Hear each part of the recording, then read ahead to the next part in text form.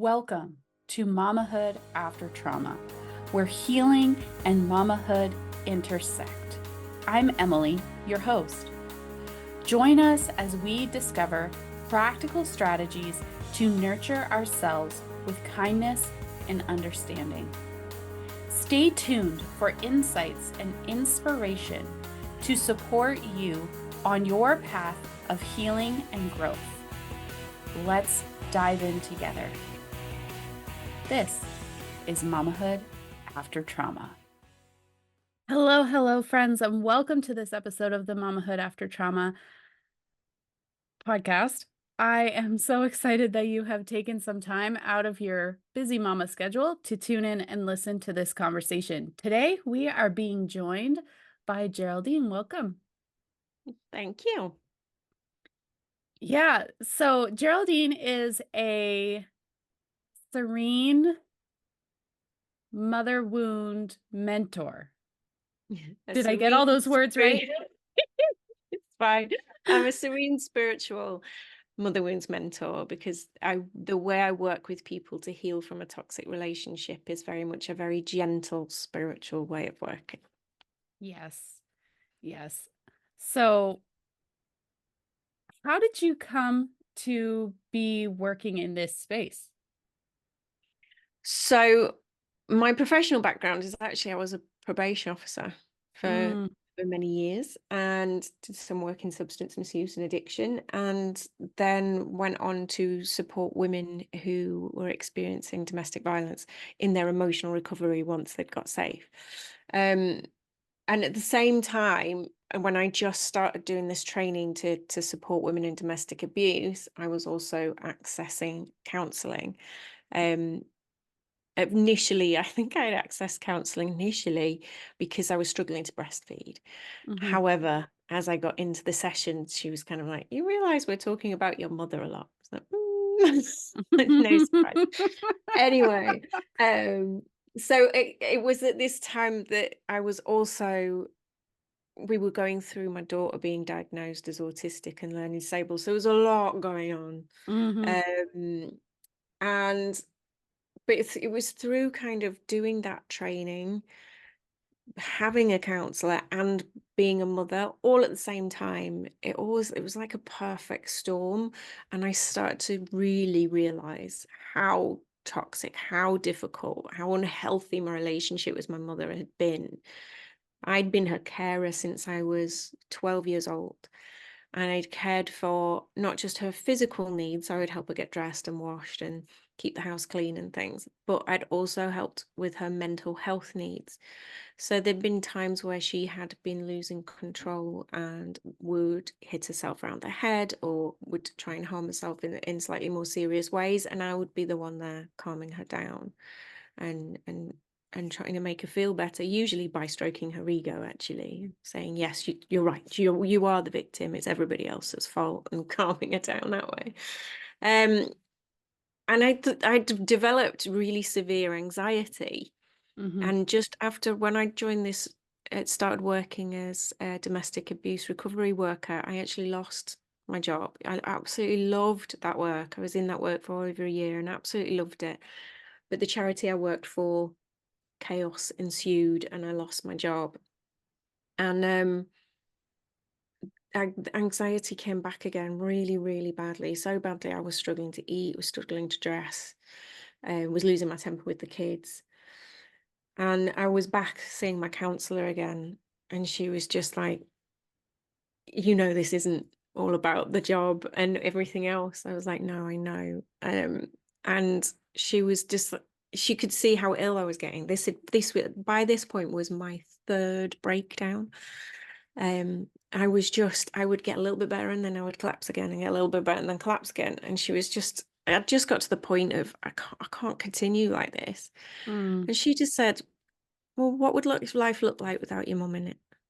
I was like, whoa, I can't do that. But I was starting to really see how unhealthy I was coaching women around understanding how toxic a relationship or abusive a relationship had been, and suddenly going, oh, oh, my mother does that. Oh, she does that. And she does that. And it's just Mhm. like suddenly starting to see that I'd been in this deeply enmeshed, codependent relationship where she Mhm. was seeing me as an extension of herself. And any time I, tried to be my own person or simply just not answer the phone to her 5 times a day, she would get so angry and resentful, and it was just getting worse and worse. But when she first mentioned this, what could life look like? I mean, she was the first person to ever even suggest it. Mhm. And at first it was like, no, no, can't do that. Can't do it. Mhm. Um, but she did say, but come on, something's got to change. The boundaries have to get even firmer. But as usual, when I started putting boundaries in place, things got worse. Mhm. And when I tried to set a new boundary of please give me some space over the Christmas period, she went berserk, like Mhm. screaming at me, screaming, and absolutely no regard for my well-being at all. And it suddenly clicked. Yeah. I can't do this anymore. And I cut contact with her completely, and also haven't allowed her to see my children, because Mm. if I'm not safe with her, she's not, my children are certainly not safe. Um and it sent me on a really, really deep healing journey. Like Mhm. every emotion in the world came up, and I had to deal with it. So I kept seeing a counselor. I eventually trained as a hypnotherapist. I got coaching, but also what I was finding coming up was my spiritual connection was coming up stronger again. I'd Mhm. been developing mediumship skills since I was 19. I'd been part of a spiritual development circle, really discovered I had an ability to connect with spirit guides and get messages through. But it had gone to the back a little bit because I was a mom and I was trying to have a career and da da da da. But through training as a hypnotherapist, it all brought it back to the fore again. And as I was going through this healing journey, it was awakening it again. And the support that I was getting from my connection spiritually, from spirit guides, was, I'm just not sure I could have done it without it. I was also very lucky. I had a lot of support from family, but which a lot of people I support don't. Um, but having that spiritual connection there, feeling the love that was coming through, that was reassuring me and guiding me, helped me to heal. Well, I wouldn't say completely heal because this is ongoing work. Mother Yeah. wounds run deep. This does not stop. But help me to find peace, and they help me to find a love for myself and a compassion and a patience and a tenderness for myself. Um, and it just became really apparent as I started practicing as a hypnotherapist. This is what I needed to do. This was my area of expertise. All the knowledge I had around domestic abuse and all the knowledge I had from my personal experience, all the spiritual knowledge, it was all kind of combining together. And Mm. I was finding that spirit were getting more involved in my hypnotherapy and I could feel that them guiding me to help my clients to also connect with their own spiritual side, their own inner divinity, their own. I was work with people on the basis that we are spiritual beings having a human experience, and that we're all connected to a divine energy, intelligence, source energy, whatever you want to call it. There is something that runs through all of nature, all the plants, all the flowers, all the people. It runs through you too. And it is a source of calm, peace, Mhm. love, wisdom. And by helping my clients to connect with that, they started to heal in really powerful ways. So I brought that into my work. So, long answer to a short question. That's how I came to be doing this work. Um, Wow. it just feels like my whole life has been preparing me to do this work. Yeah. Mm. Yeah.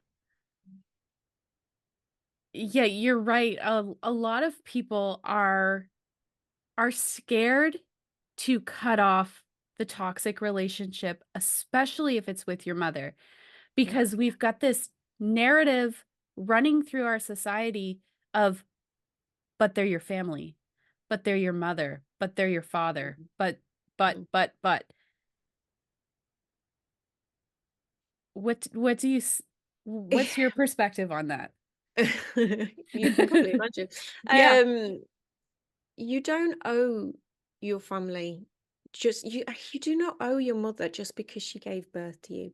When you Mm-hmm. give birth, when you choose to become a parent, you commit to the child. You Yeah. commit to love. You commit to protect, guide, nurture, not the other way around. Mm-hmm. I consider a mother's job is to give their child roots and then give them wings to fly. When Mm-hmm. you have a child, you do not have a right to clip the wings. No. And it's if your mother or anybody else significant in your life is costing you your peace, your happiness, your well-being, then sometimes the only choice is to cut contact. It's Mm-hmm. not something I generally advise my clients to do if we can work a way of them having contact because it's really hard. It is really However, hard. sometimes, yeah, it is really hard cutting contact. However, sometimes it's even harder to stay in contact. So sometimes it's the right option. And when it is, I am there to support them without any judgment. It has to be the individual's choice. And Mm-hmm. I will always I've worked with people, sometimes I think I really wish you'd cut contact, and they're not in that place. They're not ready to make that decision, and it might not be the right decision for them. It's got to be your decision. Yeah. But I believe in really trusting your own feelings, trusting your own well-being. For me, it felt like I was swimming in poison, and unless I Mm-hmm. got out, I was not going to be well, and I was not going to be the mother to my children. That was the thing that was really driving me. Yes, we were kind of finding our way with my daughter being autistic and learning disabled, and there were some behavioral issues coming up.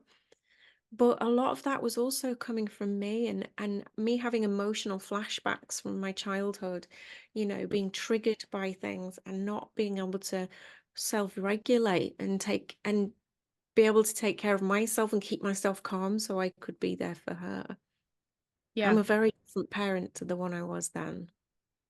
Yeah. I'm able to hold space for my children in ways I never was before.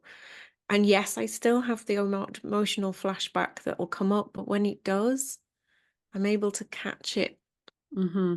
and turn it around. And I'm certainly able to take responsibility and apologize and be there for my children to hear. If Yeah. I've caused them harm, I'm ready to hold that space for them so they can talk to me about it. We interrupt this amazing conversation for a word from our sponsor. Are you tired of feeling like you're on an emotional roller coaster in mamahood? Ready to break free from the fear and frustration that's holding you back? Introducing Mama Untriggered private podcast series, a transformative 5-episode journey to help you calm your nervous system and reclaim your strength in mamahood. In each episode, we'll guide you through practical, actionable steps to understand your triggers, build your trigger toolbox, and harness the power of community for support. Say goodbye to those moments of overwhelm and hello to more peaceful, empowered you. You didn't become a mama to spend your day on edge.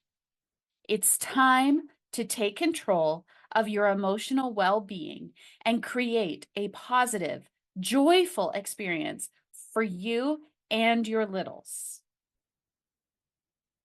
Ready to break free from the emotional roller coaster?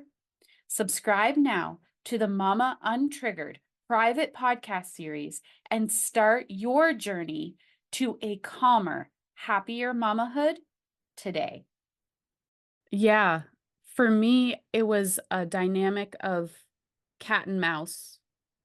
I I was the mouse or the cat chasing the mouse. And it was always going to be that way until I realized I can control me. I can't make her love me because I'm sorry, but if you abandon your children, that's that's not love. Mhm.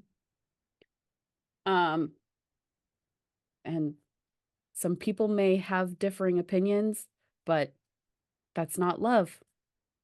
Yeah, I think there are circumstances where a mother is not safe and Yeah, has left the child, and that's, I've worked with that's that's one thing. awful situations around just domestic violence. Yeah, I think some people become mothers, parents, and are not equipped. They've Yeah, not had the guidance from, and it's passed on. It's a cycle.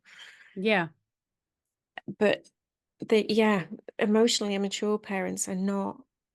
They weren't given the space when they were young to express their emotions and know how to and allow their development as a child to fully develop that mhm, emotional ability, that emotional and intelligence and understanding of themselves and other people. So when they become parents, it's like being parented by a child.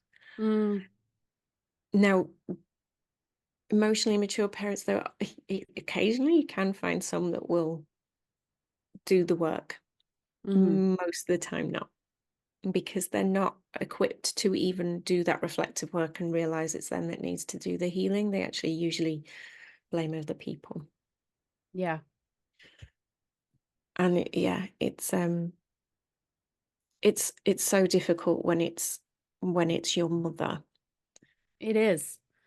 So this cat got tired of chasing the mouse and Mhm, decided that I didn't want my daughter at that point or my son to be in that dynamic with their grandmother. So mm, um, I decided to cut ties, and it made her very, very upset. mhm, I became the scum of the earth. And mhm, um, yeah, I haven't spoken to my biological mom in 4 years. mm. Yeah, that's not easy, is it? No, it's not. I No. I I wish her well. Mhm. But But you've done what's right for you. yeah. It's difficult because we are biologically wired to love our mothers. We are biologically wired to want nurturing, caring, protection, to feel a need to be wanted and loved by our mother figures. So even when you've had a toxic or a really harmful, even abusive relationship with your mom, when you get sick or you have had like an operation, you're coming out of hospital, you can still have a craving for Your a mom. mother, not necessarily your mum. Yeah. I've had things recently, and like the last person I want around right now is my mother, particularly the way our relationship had gone.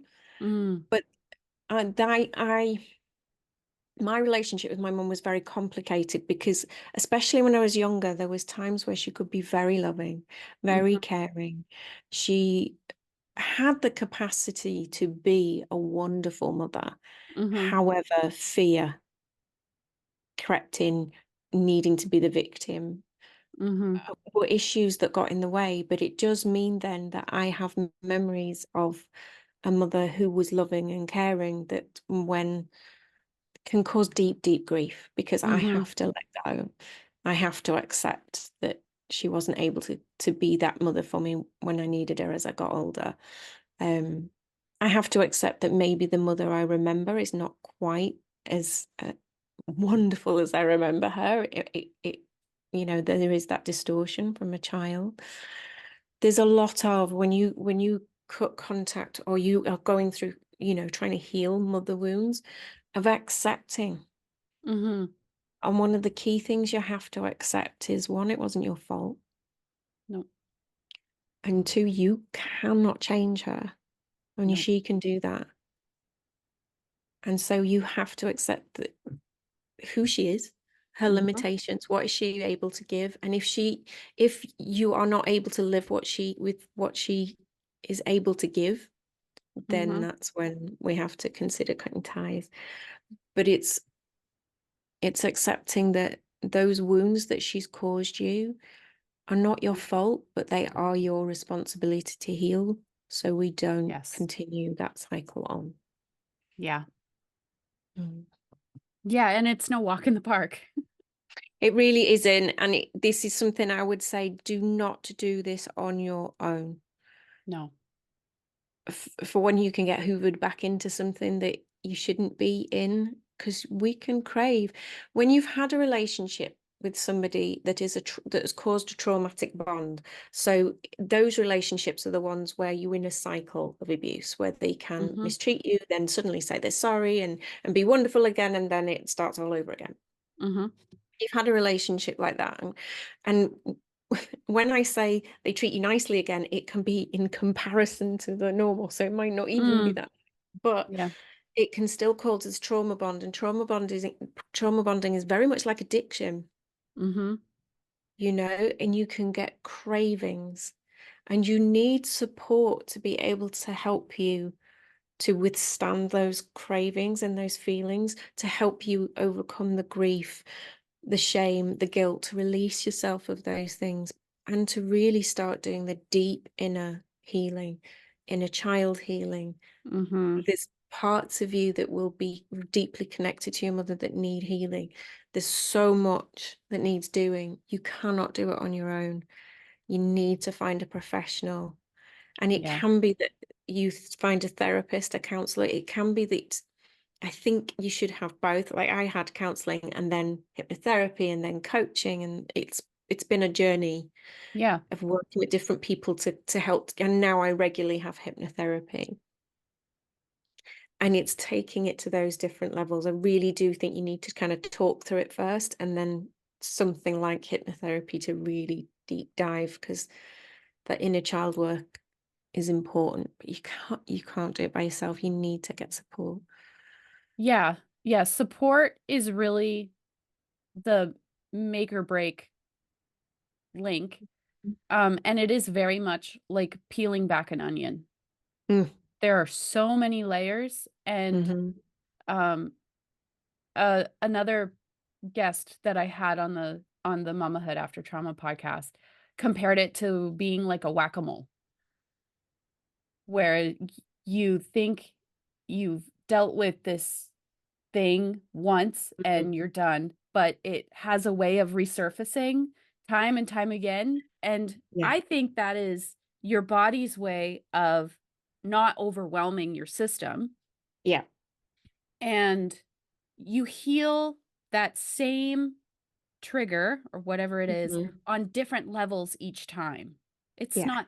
not necessarily the same thing over and over and over. It's a different No, but level. you will go to, like, in hypnosis, I've gone to certain memories several times, and I've, you know, been thinking about these particular memories through counseling, and it's you heal what you can at that time. Yeah. Then as you get stronger and you love yourself more deeply and you're able, you will then go back and do it on a deeper level, and then back again on a deeper level.